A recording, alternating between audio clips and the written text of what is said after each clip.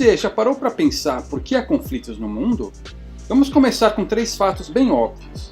Primeiro, há mais de uma pessoa no mundo. Segundo, essas pessoas demandam recursos. E terceiro, esses recursos, por definição, são escassos. Um conflito ocorre quando 2 ou mais pessoas tentam usar o mesmo recurso ao mesmo tempo para fins mutuamente exclusivos. O que fazer quando há conflitos? Uma opção é seguir aquilo que o sociólogo alemão Franz Oppenheimer chamou de a via política, que podemos chamar de a lei do mais forte. Nesse caso, quem controla os meios políticos impõe sua vontade aos demais. Essa via, entretanto, não soluciona conflitos, mas os agrava. Não por acaso, sociedades que a escolhem, como a nossa, ficam cada vez mais divididas. Pois bem, uma outra opção é aquilo que Oppenheimer chamou de a via econômica, que envolve trocas voluntárias.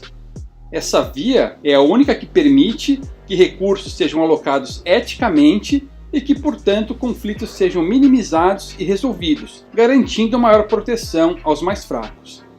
Ela o faz adotando a única solução possível, a lei de propriedade privada, que estabelece um critério universal para a alocação não agressiva dos recursos. Perceba, o que estou fazendo neste vídeo é argumentar, isto é, estou procurando convencê-lo da verdade de algumas proposições usando um raciocínio lógico. Esse próprio ato de argumentar já implica a existência do direito de propriedade. Se não, vejamos. Se estou argumentando, estou assumindo que você é dono de você mesmo. Afinal, se você não fosse, não haveria por que perder tempo tentando convencê-lo. Portanto, se você é dono de você mesmo, você tem o direito de preservar a sua vida e maximizar o seu bem-estar, buscando aqueles recursos necessários para tal.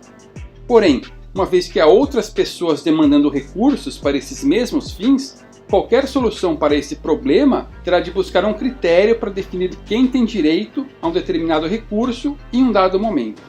Aqui há 2 opções apenas. Se esse recurso não pertencer a ninguém, você pode se apropriar originalmente dele, misturando seu trabalho a tal recurso.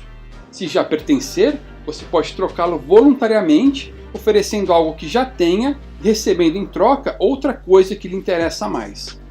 Note que com isso, chegamos a um critério para definir a propriedade privada de alguém. A propriedade privada implica que o dono tem o direito de excluir outras pessoas, isto é, outros não podem usufruir essa propriedade sem o seu consentimento. Como fazer isso sem usar de agressão, isto é, sem iniciar violência? Podemos definir um princípio aqui. Ninguém pode agredir ou ameaçar agredir a propriedade de um cidadão pacífico. Esse é o chamado princípio da não agressão. Note que ele é universal, ou seja, ele pode ser aplicado a qualquer pessoa, em qualquer lugar, a qualquer momento. Se todos respeitarem esse princípio, não haverá conflitos. Obviamente, o mundo não é perfeito e sempre haverá pessoas que desrespeitarão tal princípio. Quando alguém o desrespeita, ele demonstra por seus próprios atos que não tem apreço pela propriedade privada e, portanto, perde o direito de não ter a sua propriedade violada, incluindo o seu corpo. Assim, eventuais violações do princípio de não agressão permitem que o agredido se defenda, inclusive de forma violenta, se necessário. Ao contrário da legislação positivista que temos hoje em dia, arbitrária e incoerente, esse princípio nos dá um critério objetivo e universal para se fazer justiça.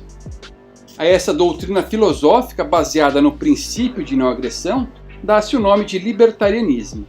Uma pessoa não defende o libertarianismo com base em argumentos utilitaristas, mas sim com base na ética, porque pode deduzir racionalmente que essa doutrina é correta, justa e válida.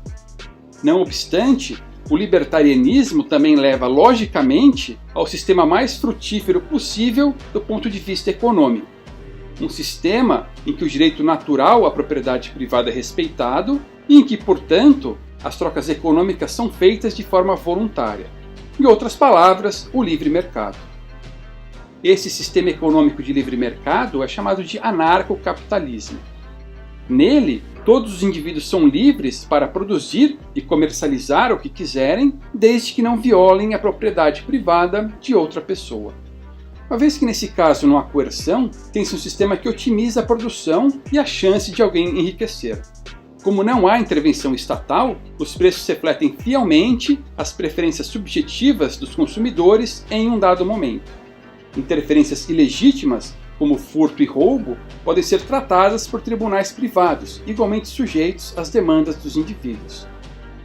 Hoje em dia, o senso comum considera a anarquia como sinônimo de caos, desordem, bagunça. Nada mais errado. Etimologicamente, anarquia significa simplesmente sem senhores ou sem donos, isto é, um ambiente em que as relações entre as pessoas são consensuais e não impostas de forma agressiva. A partir dessa rede de interações humanas voluntárias, surge espontaneamente uma ordem. É possível, em uma sociedade anárquica, ter uma governança, mas os termos dessa governança devem ser explícita e mutuamente acordados e devem ter uma cláusula de saída. Esse sistema vem sendo tratado como algo utópico, quando na verdade é o único sistema não só ético, como também compatível com a natureza humana. O anarcocapitalismo está à nossa volta, por toda parte, neste exato momento. Sem ele, nossa sociedade colapsaria e o mundo ruiria rapidamente.